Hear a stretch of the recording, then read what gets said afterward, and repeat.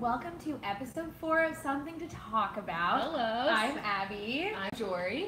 And this is our weekly good news show where we share great Southern news with y'all. And we've got a great lineup for we today. have such a good awesome lineup stories, for today. Stuff coming out from the South, so we're super Awesome excited to share it with you. Yes, and the first thing we want to start off with is a question of the week. Yeah. So we know we asked y'all a lengthy question last week about Pop-Tarts and so enjoyed reading your answers. We did but enjoy we'll it. make it a little bit simpler for y'all this week. So just let us know where you're from. Where are you from? I am from Baton Rouge, Louisiana. But not quite Baton Rouge, right? Not You're quite from Baton Rouge, little yes. smaller town. Small town right outside Baton Rouge called Denham Springs. Shout out to my Denham Springs folks. And I am semi-transplanted, but all of my family lives in Tennessee, Thompson Station, Tennessee. So Tennessee at heart, for sure. All right, so Jorie, what do we have on the lineup this week? Story number 1, which might be my favorite. So good. It involves is so the Queen of the South, Miss Dolly Parton herself. my Tennessee gal. And this is a lady who's won Oscars, or been nominated for Oscars, tons of awards, Grammys. and accolades, Oh, yeah. yeah. Country Music Awards, yes, CMAs. she's killing it.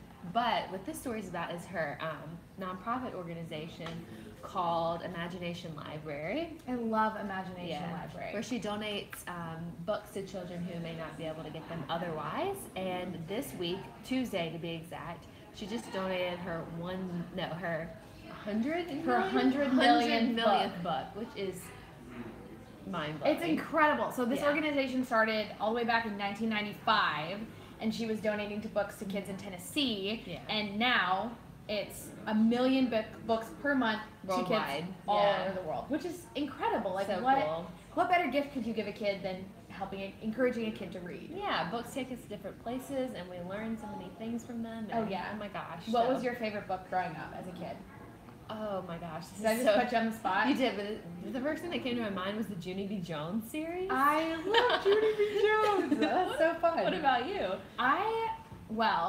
Honestly, I think that Eric Carle liked Very Hungry Caterpillar. Oh, okay. And honestly, I think it's just because I was You're a always hungry hungry as a kid, and I was like, can that relate. caterpillar's eating cake, it's eating bread, like it is me You as are the caterpillar. a caterpillar as a kid. So anyway, Dolly That's celebrated amazing. this awesome thing, and she actually went to the Library of Congress to do this live reading to celebrate Yeah.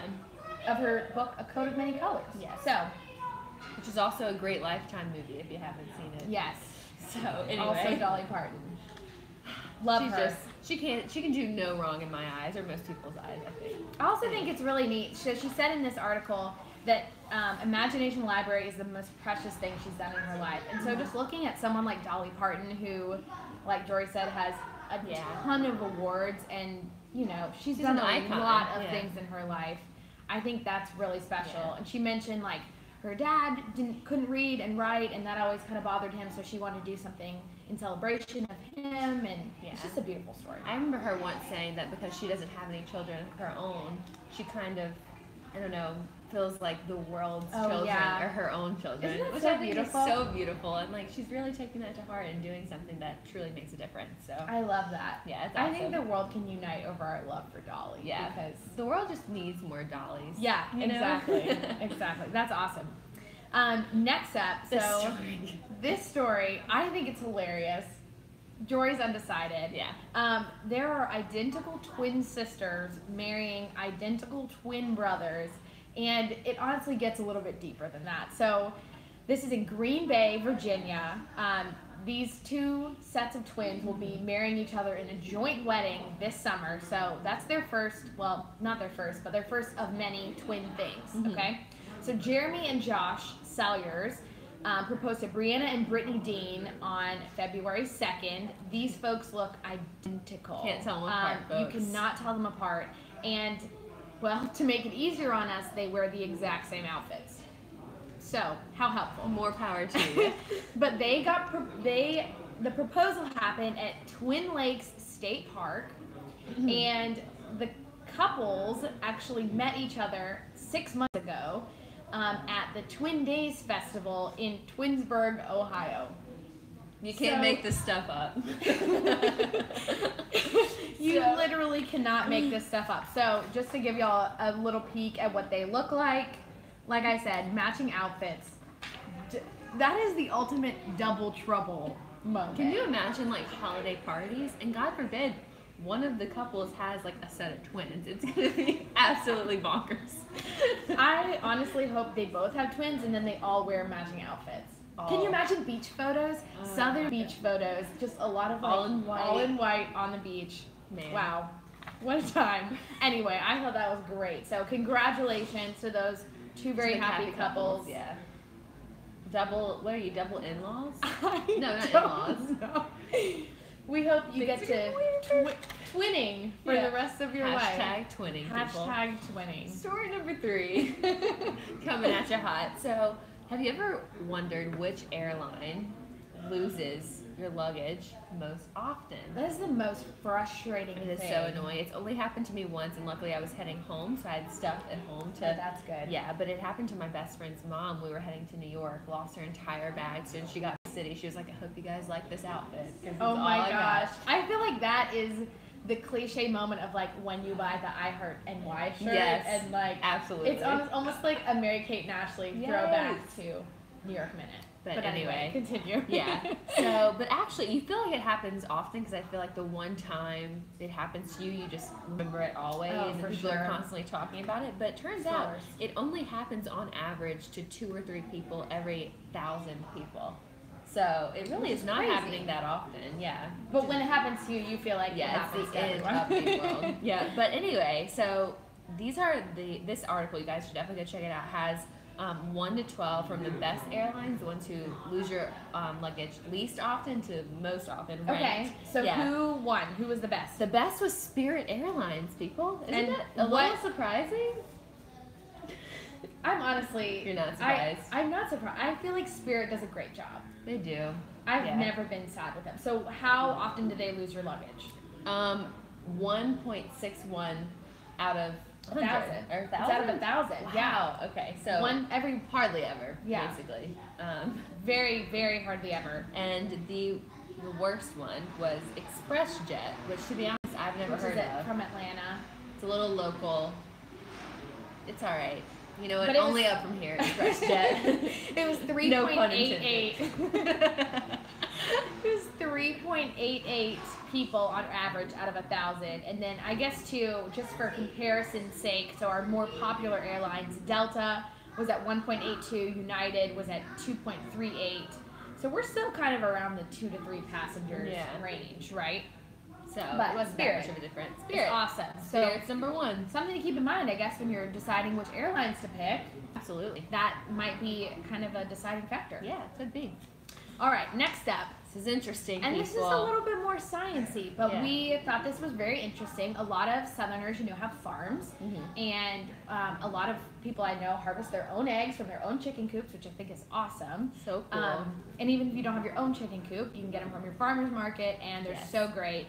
And the thing I love about farmer's market eggs, sorry, all going off on a semi-tangent, is that they're always so fresh, and the yolks are so bright, and they just taste so much better. So make sure to pick some eggs up local at your farmer's market. But what we're going to talk about today is the reason that brown eggs are more expensive than white eggs. Haven't you always wondered? I have actually wondered this because I feel like as a kid, you're like, assume that brown eggs come from brown chickens. Yes. And vice versa, but that is actually not the case. So, Huffington Post did this investigation into why brown eggs are more expensive than white eggs, and it turns out the shell's appearance has actually more to do with the hen than the egg, and it doesn't have to do with the feather color. So, all eggs start out white, and the brown color is actually kind of like a paint job that goes onto the egg following its 4 hours when it's developing its albumin and developing its shell membrane in the hen. And so it takes, I believe, 20 hours from like start to finish to form the shell. It's just layers and layers of minerals.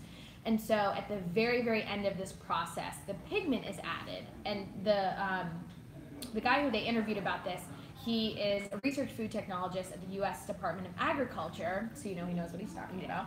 For sure. And was saying that white eggs go through the same process, but there's no pigment added at the end. And it really comes down to the hen itself. Like some hens are actually genetically programmed to add this brown bit, and then some hens are lacking that, and that's why they don't have brown eggs. Right. And so sometimes they're more expensive because adding that extra step in, those hens are going to require a little bit more food and nutrients. So there's a little sciencey study for you today. That's why. So the egg isn't much different. It's just that the hens who are producing the brown eggs need a little bit more food. They're a little bit hungrier. Did a little more work. They did do a little more work. And I think that's a really good point. Like, I feel like I've been semi-biased because when I go to the grocery store, I'm like, oh, the brown eggs are probably healthier. Or like they've been produced. But turns out no. It's not. So it just has to do. Just keep on keeping on with your white eggs if you like them. There you go. They are moral of the story. But still buy from your farmer's market. Yes. All right, what's next, Jorie? Last story for me today involves my favorite thing on the planet. What is your favorite thing on the planet? Chick-fil-A, everybody. Every Southerner's favorite thing. Oh my gosh. And Abby and I have been doing this program called the Whole 30, which just ended the day before yesterday.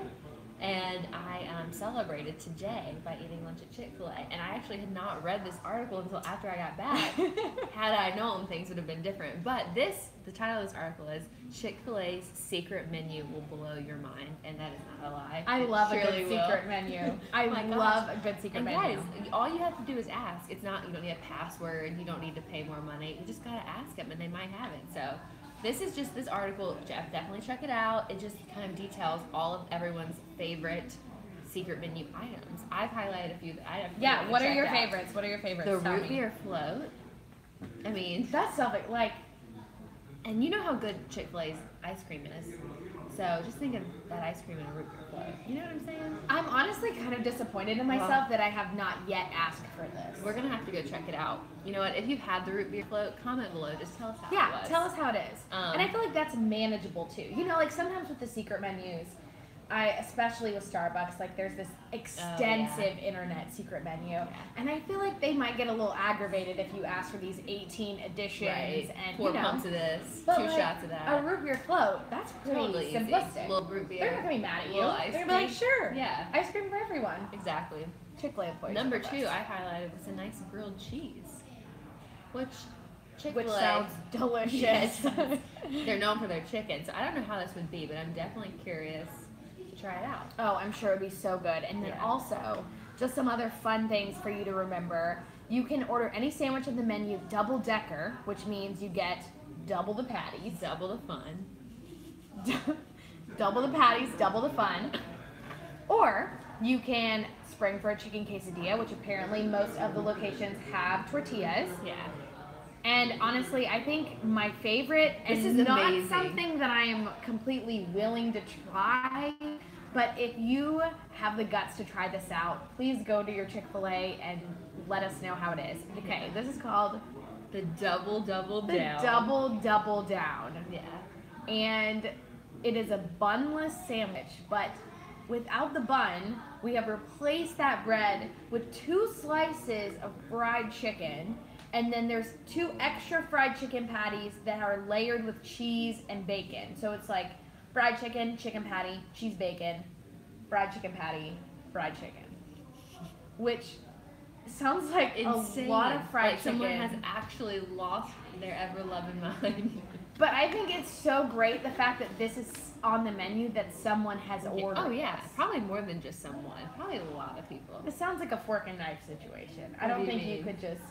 Oh, like yes. That would be a lot of chicken. It would. I know. Yeah, it's probably like, anyway, the double down. If you are brave enough, we would let us know. Love for you to go to Chick-fil-A and try this out. Maybe one day we'll have a double down taste test, and y'all can see what it looks like. Video your first bite, send it in. We might give you a little feature. Yeah, that'd be fun. We'll bring you.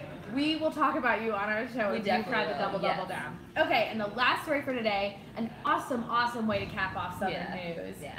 So there's a woman in North Carolina, and she has won the 48th annual Pillsbury Bake Off. And I just love this story so much. So her name is Amy Nelson. She's from Zionville, North Carolina. She took first place in the cozy breakfast category, which, honestly, my favorite category. That sounds wonderful. And she made these bejeweled cranberry orange rolls. And like any great Southerner, this recipe is inspired by her late mother. Her mama. Her mom had this cranberry salad.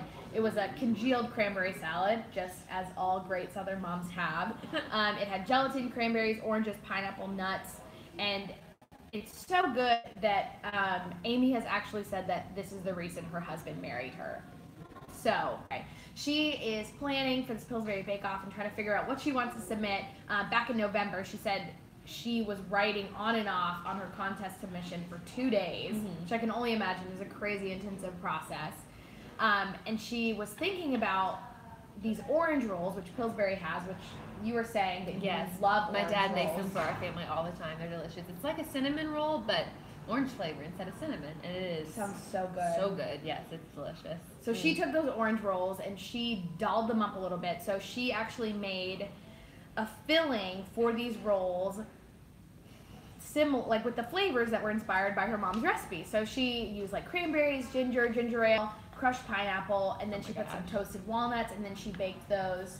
And I mean, her recipe was more than good because it won. It's a winner. $50,000, a kitchen makeover, and a feature in Food Network magazine. And she was just like, what more can you ask This for? reminds me of my mom. This reminds me of home. Of course, I would make these.